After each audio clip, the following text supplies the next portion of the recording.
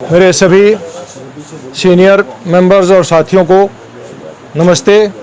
मैं राम रतन advocate air force से sergeant retired हुआ हूं और पूर्व सैनिक कल्याण संस्था का प्रधान रह चुका हूं और ऑल इंडिया की हमारी एक national ex serviceman coordination committee है, उसका मैं दिल्ली प्रदेश अध्यक्ष हूं और सेंट्रल बॉडी का वर्किंग सेक्रेटरी जनरल हूं। और जो हमारी मांग चली थी 14 नवंबर को पहला प्रदर्शन हुआ था हमारा जंतर मंतर पे, मैं उसमें भी शामिल था। 20 फरवरी को जो हुआ था उसमें भी था, 12 मार्च को जो हुआ उसमें भी था और उसके बाद कई कार्यक्रम जंतर मंतर पे हमने जाके किए हैं। लेकिन एक सबसे बड़ी बात है कि हम बटे हुए हैं और जब तक हम बटे रहेंगे हम सफल नहीं होंगे।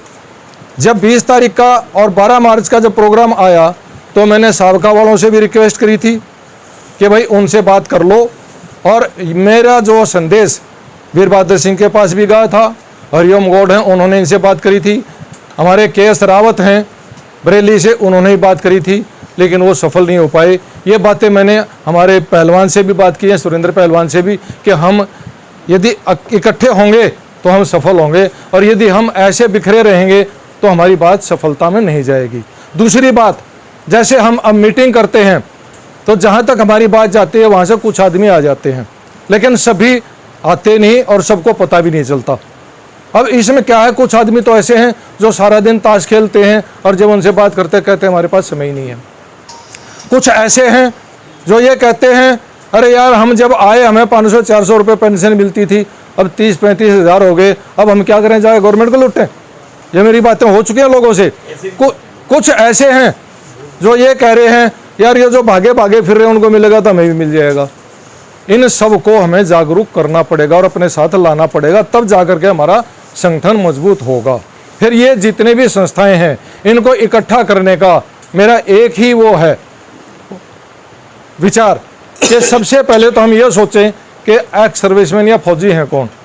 हम सभी किसान और मजदूर के बच्चे हैं और किसान और मजदूर का केवल नारा, किसान और जवान का नारा केवल सुबह हमारे प्रधानमंत्री लाल बहादुर शास्त्री ने दिया था और उसके बाद आज तक किसी भी नेता ने, किसी भी प्रधानमंत्री ने, किसी सरकार ने ना जवान का साथ दिया और ना ही किसान का साथ दिया।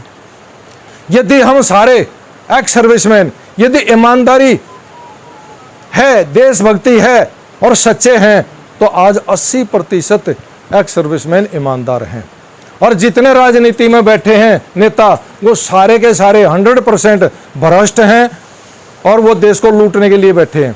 यदि हम आगे आ जाएं तो हमें इस व्यवस्था को बदल सकते हैं और उसके लिए हमें जो हमारे 30-35 लाख एक्स सर्विसमैन हैं पहले तो उनको एक साथ जोड़ना पड़ेगा। फिर हमारे किसान, हमारे परिवार हैं वो एक साथ आ जाएंगे और फिर पैरामिलिट्री फोर्सेज वाले हैं हम उनको भी अपने साथ जोड़े क्योंकि वो भी फौजी हैं और वो भी हमारे किसान परिवारों से हैं। हम सबको एक साथ करें और फिर उनके परिवारों को एक साथ करें और जब हमारा संगठन मजबूत हो जाएगा तो ये पार्टियां हमारे पीछे डोल लेंगी और पार्लियामेंट में और विधानसभा में हमारे भाई बैठेंगे। लेकिन उसके लिए यदि हम ऐसे मीटिंग करें अपने कमरों में तो उसमें कुछ आदमी ही आएंगे।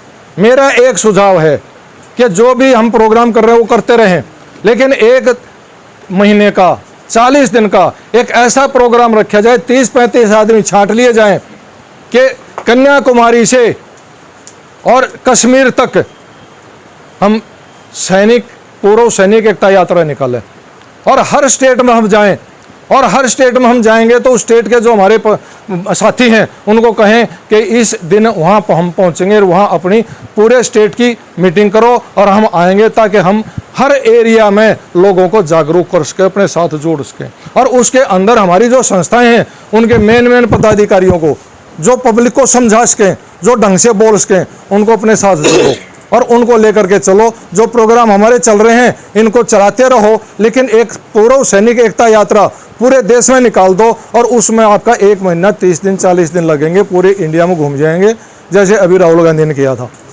उसी प्रोग्राम को लेकर के पूर्व सैनिक एकता यात्रा निकालो और जितने भी एक्स सर्विसमैन हैं सबको जोड़ लो एक साथ और जिस दिन ये चीज़ होगी उस दिन आपके पीछे सारे नेता और सारी पार्टी आपके पीछे घूमेंगी और आप अपने कैंडिडेट खड़े करो और अपने किसानों को और अपने मजदूरों को और अपने जवानों को जोड़ो, जीत आपकी होगी।